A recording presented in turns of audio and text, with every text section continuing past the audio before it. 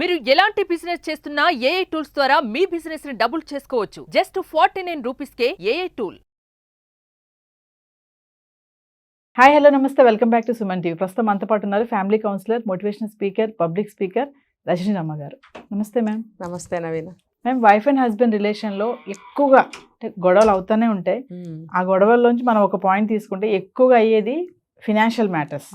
డబ్బు విషయాల్లో మాత్రం బాగా ఎక్కువైపోతాయి గొడవలు. ఎందుకంటారు అసలు? అంటే ఫినాన్షియల్గా అంటే వైఫ్ అండ్ హస్బెండే కదా, ఏదైనా మరి కలిసి మాట్లాడుకోవాలి, కోఆర్డినేట్ చేసుకోవాలి, ప్రతిదీ కూర్చొని చెప్పుకోవాలని అంటారు కదా.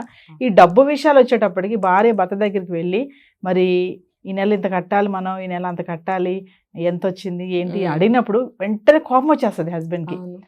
నీకెందుకు ఫినాన్షియల్ మ్యాటర్స్ చేసుకుందాంలే ఇలాగే. అదే హస్బెండ్ వైఫ్ దగ్గరికి వచ్చినప్పుడు అడిగినప్పుడు కూడా, అంటే ఇద్దరు జాబ్ చేసే ఉన్న క్రమంలో ఎందుకంటే ఫినాన్షియల్గా వచ్చిన మాటల్లో ఎందుకు ఇద్దరు గొడవలు అవుతుంటాయంటే, అంటే రెండు పక్కల చెప్పుకోవాలండి మనం. ఒక్క ఆడవాళ్ళ వల్లే కాదు, మగవాళ్ళ వల్లే కాదు. కామన్గా ఈ గొడవ అవుతుంది అంటే దాదాపుగా డబ్బు గురించే అవుతుంది. రెండోది భర్త వైపు వాళ్ళ ఫ్యామిలీ చుట్టాలు గురించి కానీ, భార్య వైపు ఫ్యామిలీ చుట్టాల గురించి కానీ కూడా అవుతాయి. ఎక్కువ ఈ రెండు విషయాల్లో అవుతాయి. ఒకటేమో ఫ్యామిలీస్ వైపుగా, ఒకటేమో డబ్బు గురించి ఎక్కువగా అయ్యే రెండే. ఈ రెండు అన్ని తరాల్లోనూ ఇదే కామన్గా నడుస్తుంది. ఇంకా ముఖ్యంగా ఈ డబ్బు గురించి అన్నారు కాబట్టి, ఇప్పుడు ఇద్దరు జాబ్ చేస్తుంటే ఒక రకమైన గొడవలు వస్తాయి. ఆవిడ హౌస్ వైఫ్ అనుకోండి, ఇంకో రకంగా వస్తుంది. ఇప్పుడు ముందు హౌస్ వైఫ్స్ గురించి మాట్లాడుకుందాం. ఇప్పుడు హౌస్ వైఫ్స్ ఉన్నప్పుడు డబ్బు గురించి వచ్చే గొడవలు చాలా ఇదిగా ఉంటాయి. ఇద్దరు సంపాదించేటప్పుడు కొంచెం అంత ఎలా అంటే కొంచెం స్టైల్గా, కొంచెం క్లాస్గా, కొంచెం నైస్గా, అలా ఛాలెంజింగ్గా ఉంటాయి. కొంచెం శృతి మించితే ఇవి కూడా పచ్చిగా అయిపోతాయి. అలా అనమాట. ఇప్పుడు భార్య జాబ్ చేయలేదనుకోండి, ప్రతిదీ ఆయన మీద డిపెండ్ అవ్వాలి. ఇది ఎక్కువగా ఒక జనరేషన్ బ్యాక్లో చూస్తాం దీన్ని కదా. మనం చెప్పుకున్నాం కదా 50-60 అని. అప్పుడు వాళ్ళ మధ్యన అయ్యే డబ్బు గొడవలు అబ్బో విపరీతంగా అవుతాయి. ఏంటంటే ఆవిడ ఏది కావాలన్నా దేహీ అని అడుక్కోవాలి. నువ్వు రూపాయి కావాలని అడగాలి, 100 రూపాయలు కావాలని అడగాలి, బంగారం కావాలన్నా అడుక్కోవాల్సిందే. నేనేం చెప్తానంటే, ఒక ఏజ్ వచ్చిన తర్వాత, ఇప్పుడు నీకు 60 వస్తే ఆమెకి కొంచెం చిన్నదనుకోండి, కొంచెం అటు ఇటుగా ఆమె నీ వయసుకే రీచ్ అవుతూ ఉంటుంది. అప్పుడు గౌరవం అనేది ఇచ్చిపుచ్చుకోవాలి. అభిప్రాయాలు ఒకళ్ళు గౌరవించుకోవాలి. ఇది ప్రతిసారి చెప్పేదే. పర్టికులర్గా ఇక్కడ ఎందుకు చెప్తున్నానంటే, ఆ ఏజ్ వచ్చినప్పుడు కూడా నువ్వు ఏదో 30 సంవత్సరాల క్రితం పెళ్లి చేసుకున్నావు, అప్పుడు ట్రీట్ చేసినట్టే ఇప్పుడు కూడా ట్రీట్ చేస్తే, ఆమె వయసు అనే దానికి కూడా ఒక మనసును నేను పెడుతున్నా. ఆ వయసుకున్న మనసు యొక్క ఆత్మాభిమానం తీవ్రంగా దెబ్బతింటుంది. మనిషిని పక్కన పెడదాం, ఆ వయసు యొక్క మనసు యొక్క ఆత్మాభిమానం తీవ్రంగా దెబ్బతింటుంది. ఏంటంటే ఎంత వయసు వచ్చినా సిల్లీగా చూస్తారు, సిల్లీగా మాట్లాడతారు, ఏదైనా తీసి పారేస్తారు. ఎందుకు ఆ వయసుకి కాస్తంత గౌరవం ఎందుకు ఎవరు? నీతో పాటే జీవితం నడిచింది, నీతో పాటే పెద్దదయ్యింది. నువ్వొక్కడవే పెద్దవాడు అయ్యావా? తనవలేదా? నువ్వొక్కడవే కష్టపడ్డావా? తను కష్టపడలేదా?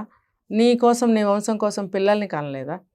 మరి ఇంత బరువు బాధ్యతలన్నీ మోస్తూ పనులు చేస్తూ ఇంత చేసినప్పుడు ఎప్పుడైనా నాకు ఒక 10,000 రూపాయలు ఇవ్వండి అని అడిగినప్పుడు నువ్వు వెంటనే ఆలోచించకుండా ఇవ్వగలగాలి. ఇప్పుడు ఇంతకాలం కాపురం చేసిన తర్వాత ఆవిడేంటో నీకు తెలుసు, ఆవిడ మనస్తత్వం తెలుసు, ఆవిడ ఎందుకు ఖర్చు పెడుతుందో, దేనికి ఖర్చు పెడుతుందో, దుబారా మనిషా పొదుపారా నీకు అర్థమైపోతుంది.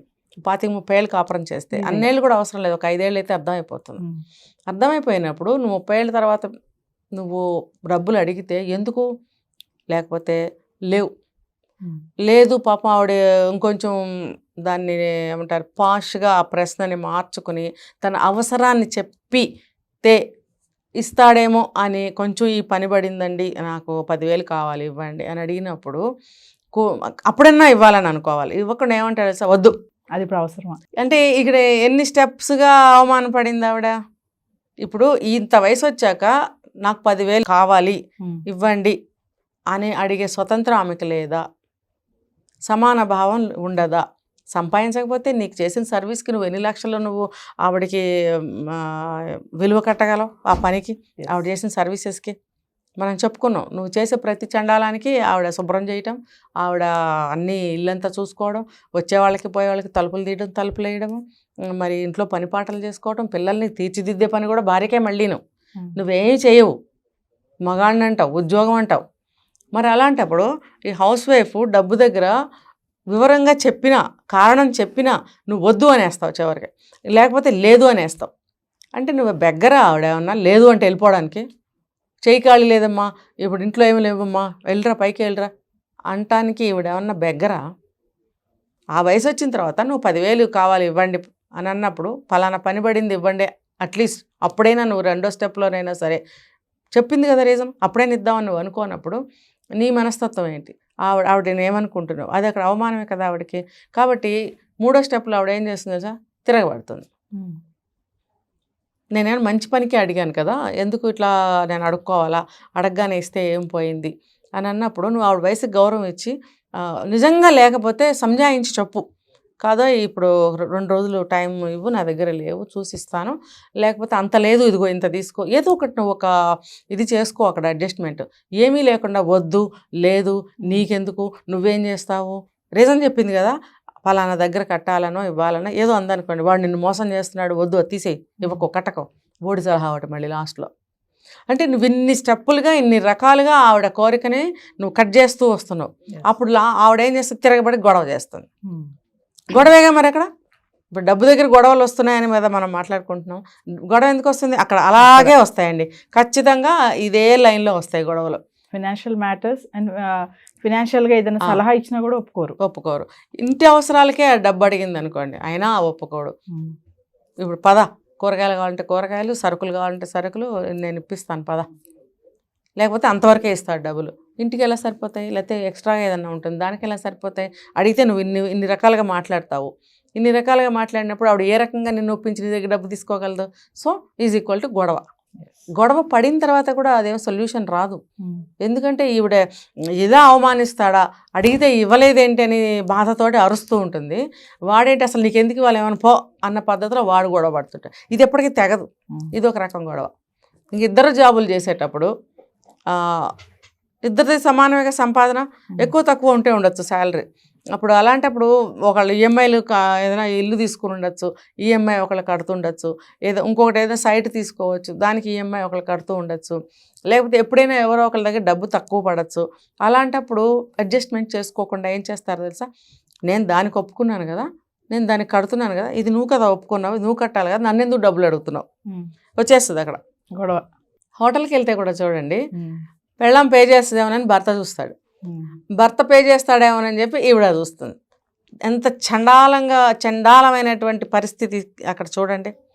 నువ్వు భార్యకి వెళ్ళావు హోటల్కి, భోజనమో టిఫినో తినడానికి, ఇద్దరు ఇంటి దగ్గర అనుకుని వెళ్ళినప్పుడు ఆటోమేటిక్గా ఎవరో ఒకళ్ళు ముందు తీసి ఇచ్చేస్తే అది వేరే విషయం. తనిస్తుందా అతనిస్తాడా అని ఎదురు చూడటం అనే సిచ్యువేషన్ నీచంగా అనిపిస్తుంది. వరస్ట్ సిచ్యువేషన్ అది. మరి ఎందుకనంటే డబ్బే పరమాత్మ, పైసే పరమాత్మ అంటారు కదా. అంటే ప్రతి దగ్గర డబ్బే గొంతు పట్టుకుంటుంది. ఏ రిలేషన్ అయినా పాడు చేసే డబ్బే. అది భార్యాభర్త ఇద్దరు కలిసి ఒకటి తిన్నప్పుడు చెల్లించే దగ్గర చూడండి ఎంత దరిద్రంగా ఉందో అది. అదే డబ్బే కదా. సరే ఇలా కొంతకాలం జరిగిన తర్వాత బరస్ట్ అవుతుంది బాంబు. అప్పుడు నేనే ఖర్చు పెట్టాలా, నువ్వెందుకు ఖర్చు పెట్టావు, నువ్వు తిన్నావు కదా, ఎంత అసహ్యంగా ఉంది చూడండి. భార్య తిందని భర్తని, భర్త తిన్నాడని భార్య, ఎలా ఉంది మాటలే, బాగున్నాయా? అవి ఎంత అసహ్యంగా లేదా? ఇద్దరు ఒకటే కదా, భార్యాభర్త అన్న తర్వాత ఒక ఇంట్లో ఉంటున్నారు, ఇద్దరు ఒక జీవితాన్ని ఇద్దరు పంచుకుని ముందుకు వెళ్తున్నప్పుడు, అంటే ఒక వస్తువుని రెండుగా చేసుకుని ఇద్దరు పంచుకున్నట్టే కదా జీవితం అంటే కూడా. ఇద్దరు కలిసి ఒక జీవితాన్ని పంచుకున్నారు అంటే, ఇద్దరు కలిసి ఒక వస్తువుని 2 ముక్కలు చేసి ఎలా పంచుకుని తింటారో, ఇద్దరు 2 పీసులుగా వచ్చి ఒకటై జీవితాన్ని గడపడానికి సిద్ధపడినప్పుడు, ఇలాంటి చిన్న చిన్న విషయాల దగ్గర దరిద్రమైనటువంటి ఆర్గ్యుమెంట్ అనమాట. ఒక మంత్లో ఈఎంఐ డబ్బు తక్కువైందో, లేకపోతే సమయానికి అందలేదో, నువ్వు అడ్జస్ట్ చెయ్యి, నెక్స్ట్ మంత్ మళ్ళీ నువ్వు సరిచేయి దాన్ని. అలా లేకుండా వంతుల వారీగా దెబ్బలాడుకోవటం. ఇద్దరు కలిసి చేసుకుంటున్నది వాళ్ళిద్దరి కోసమే చేసుకుంటున్న ఆ పనికి మళ్ళీ కట్టే దగ్గర నిశ్చయమైనటువంటి ఆర్గ్యుమెంట్స్ అన్నమాట. ఇద్దరు కలిసి ఒక స్థలం కొనాలనుకున్నప్పుడు, ఒక ఇల్లు కొనాలనుకున్నప్పుడు, రేపొద్దున ఆ ఇంట్లో ఇద్దరు కలిసి నివసించాలనుకున్నప్పుడు ఇలాంటివి అవసరమా? నీది నాది లేదు, అతను ఎవరికైనా ఇష్టమైన అతనికి పెట్టాడు, ఈవిడ ఎవరికైనా ఇష్టమైన వాళ్ళకి ఎవరికైనా పెట్టుకుంది, అక్కడ కూడా గొడవలు వస్తాయి. నువ్వెందుకు పెట్టావు, ఇక్కడ తక్కువైపోదా డబ్బు, నీ ఇష్టమైన, ఇద్దరం కలిసి సంపాదిస్తున్నప్పుడు ఇద్దరం కలిసి చేయాలి కదా అనేది ఒకటి ఉంది. చిన్న చిన్నవి ఉంటాయండి, అది అలాంటివి పట్టించుకోకూడదు. ఇప్పుడు తను ఎవరికైనా గవ్వుకునేది ఒక 500 1000 రూపాయలు ఒక 5000 ఇవ్వాల్సి వస్తుంది. ప్రతిదీ తను ఆధారపడి అడిగి చేయాలంటే అది కూడా బాధాకరమైన సిచ్యువేషనే. లేదు పోనీ నీకు నిజాయితీ ఉంటే అది అయిపోయిన తర్వాత నేను ఇలా ఇవ్వాల్సి వచ్చింది, సో నాకు ఈ మంత్లో 10,000 20,000 ఎంతో తక్కువ పడింది అని రీజన్ చెప్పి ఇద్దరు కూడా క్లాస్గా మాట్లాడుకున్నారనుకోండి, డీసెంట్గా బాగుంటుంది. ఇద్దరు అని చెప్పాను చూడండి, ఇద్దరు డీసెంట్గా మాట్లాడుకోవాలి. లేదా అక్కడ కూడా మళ్ళీ గొడవ. పెద్ద తేడా ఏముంది, వాళ్ళు దానికి కొట్టుకుంటే వీళ్ళు దీనికి కొట్టుకుంటారు. ఈ డబ్బు దగ్గర ఎక్కువగా వస్తుందండి గొడవలు. మీరు డబ్బు గురించి అడిగారు కాబట్టి చెప్తున్నాను. చాలా వరకు కదా మేడం, మీరు అన్నట్టుగానే మనీ విషయంలోనే, మామూలు చిన్న చిన్న విషయంలో అయితే వేరే, కానీ డబ్బుల విషయంలో షేర్ చేసుకుందామన్నా కూడా ఫినాన్షియల్ మ్యాటర్స్లో హస్బెండ్తో వైఫ్ కూర్చొని ఇలా చేస్తే బాగుంటుంది, ఇలా చేస్తే బాగుంటుంది అంటే కూడా హస్బెండ్ వినరు. ఒక్కొక్కసారి ఫినాన్షియల్గా ఎందుకు నీకు అవసరమా అనేది కూడా వస్తుంది. ఈ డబ్బు అనేది అన్నిటికీ కూడా మూలమే. ఒకళ్ళు ఉన్నారండి కొంతమంది, ఇద్దరు సంపాదించింది ఇద్దరు కలిపేస్తారు, ఒక అకౌంట్లో పడేస్తారు. అంటే ఫర్ ఎగ్జాంపుల్ ఈఎంఐలు కానీ ఇంకోటి ఉంటే అవన్నీ తీర్చేసిన తర్వాత మిగిలిన ఇద్దరు మనీ ఉంటుంది కదా, ఒక దాంట్లోనే వేస్తారు. ఇద్దరు కూడా అనుకుంటారనమాట, ఇది దీనికి ఇది దీనికి ఇది దీనికి, ఇద్దరు కలిపి అనుకుని ఇద్దరు కలిసి తీసి వాడటం అనేది, ఎవరెంత తీశారనేది ఇద్దరికి తెలియటము. ఇతను వీళ్ళ వైపు వాళ్ళకి ఖర్చు పెట్టినా, ఆమె వాళ్ళ వైపు ఖర్చు పెట్టినా ఇందులో నుంచి తీసి ఖర్చు పెడతారు కాబట్టి ఇద్దరికి ఎవరెవరు ఖర్చు పెట్టారనేది ఇద్దరికీ తెలుస్తుంది. సరే, ఒక మ్యూచువల్ అండర్స్టాండింగ్ పోనీ అలా వెళ్ళండి. కానీ ఇక్కడ కూడా గొడవలు తనులాట్లు అయినాయి అనుకోండి, నీ వాళ్ళకి ఎందుకు పెట్టాలి, నా వాళ్ళకి ఎందుకు పెట్టాలంటే ఇంకా మీరు చేసుకున్న అగ్రిమెంట్కి వాల్యూయే లేదు. ఒకవేళ మీరు అగ్రిమెంట్ చేసుకున్నప్పుడు దీని ప్రకారం వెళ్ళండి. Thank you.